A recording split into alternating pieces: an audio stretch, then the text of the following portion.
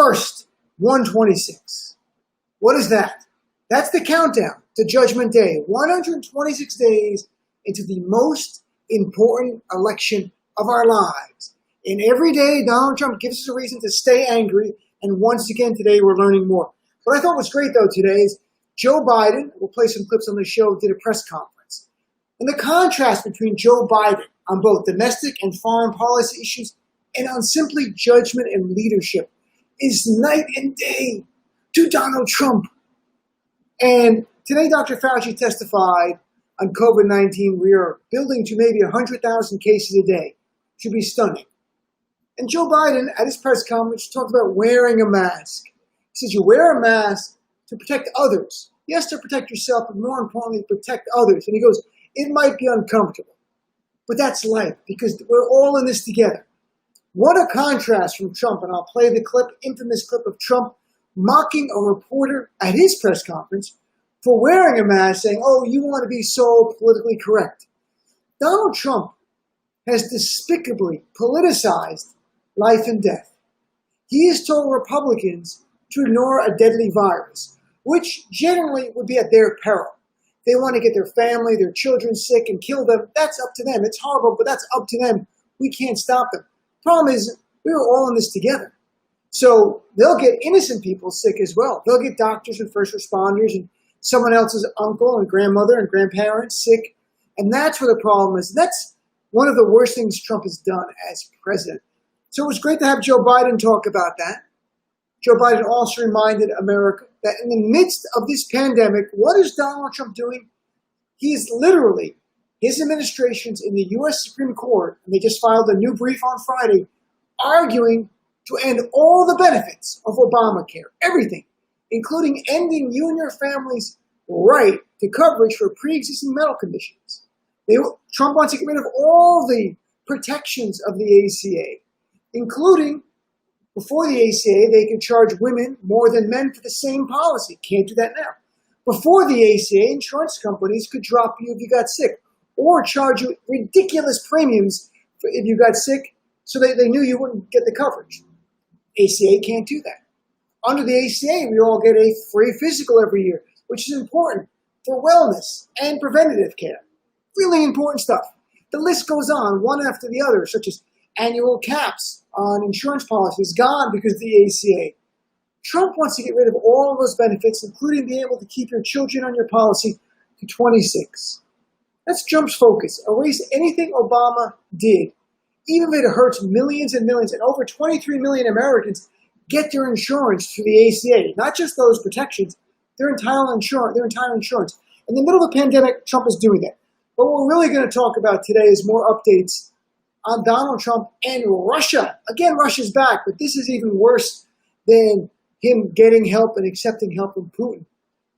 The reporting, and it's backed up even more today, is that Russia, Putin's Russia, was paying the Taliban a bounty, a reward, to kill U.S. troops in Afghanistan. The reporting is even more clear that February 27th, Donald Trump was given a presidential briefing on that. February 27th, and also March. But more than that, others today have backed up NATO. 3 NATO officials have said they were briefed on what Russia was doing. You also have now intercepting and reporting just a short time ago, and I'll read you right here, a short time ago, American officials intercepted electronic data showing large financial transfers from a bank controlled by Russia's military intelligence agency to a Taliban-linked account. What's that for? To give a bounty to the Taliban to kill U.S. soldiers. And even if you don't believe or have questions, was Trump briefed in March? Here's the reality. What we know absolutely is in 2018, the U.S. General John Nicholson, who's the head of U.S. military theater in Afghanistan, went on TV, and there was numerous articles about this. In 2018, he said, Russia is helping the Taliban. They're arming them. They're giving them supplies and what they need, and they're using it to kill U.S. soldiers. That's 2018. That's public reporting. And I'll play clips of John Nicholson in 2018 saying that. There is no doubt that Donald Trump knew since 2018 that Russia was involved in helping the Taliban kill U.S. soldiers. March 2018. And what's Trump's response? Well, just a few months later, he went to Helsinki and stood with Putin over our intelligence agencies. And even now, over and over, Donald Trump, instead of calling Russia out for supporting the killing of U.S. soldiers, has sought to reward Putin by letting him come back into the G7, was the G8. Why was Putin thrown out? Because he went to the Ukraine. And the U.S., like President Obama and our allies, said, you're out of the G8. We don't want you part of this. But Trump wants to return. Malcolm Nance was on last night. I'll play a clip. Malcolm Nance said, Trump does this because he owes his bookies some money. Or he owes his bookies something, even if it's not money. In fact, why not move your campaign, the Republican National Convention from Florida? There's a spike. Move it to the city of your 2016 campaign manager. Move it to Moscow. That's what you should have it, Trump. You can be there and Putin could give you advice the whole time. So if we're going to talk about this on the show, look, it's very clear. You can debate all day was Donald Trump briefed or not. As Malcolm Nance said last night and other experts, it would be incredible, unbelievable, a fantastic lie, in the words of Malcolm Nance last night, to believe Trump was not briefed on something so fundamentally important, that the idea of a foreign adversary paying troops to kill U.S. service members. But there's no disputing in March 2018, public reporting and a U.S. general, head of Afghanistan, went on TV, and I'll play the clip for everyone to hear it on my show, said very clearly Russia is arming the Taliban. And Trump's response has been consistent ever through, all roads lead to Russia. Why? We can debate all day, but I do not care at this point. Donald Trump supporting a foreign nation does not do anything to call them out, does not punish them, but seeks to reward them when he knows they killed our troops is despicable. This crosses all party lines. This is not about politics. This is about the United States of America. And should our service members, the women and men who are brave who serve in our military, know the commander-in-chief has their interests as the number one concern, or is he more concerned with winning re-election? And to me, that's what it's about with Putin. Putin helped Trump in 2016. Trump is desperate. New polls today, a new USA Today poll comes out. Trump down by 12 points. He's just sliding worse and worse.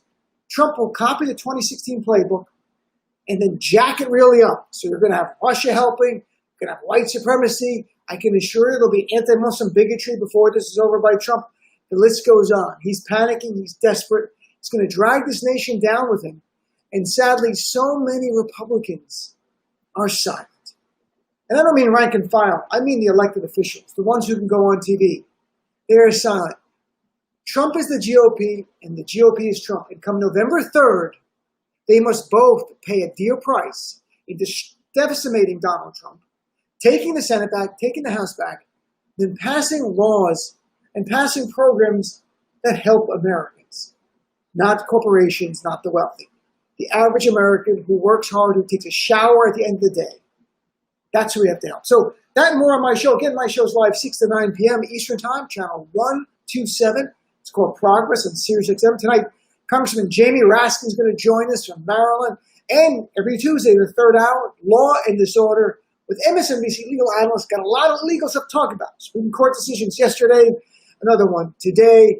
Donald Trump actually got a court today to stop the publication of his niece's book that's going to smear him. He actually got a court to stop. It's called prior restraint. It's unconstitutional. It's unbelievable. That's going to happen. Talk about that and more. Thanks for tuning in to my little preview right here on the DNB.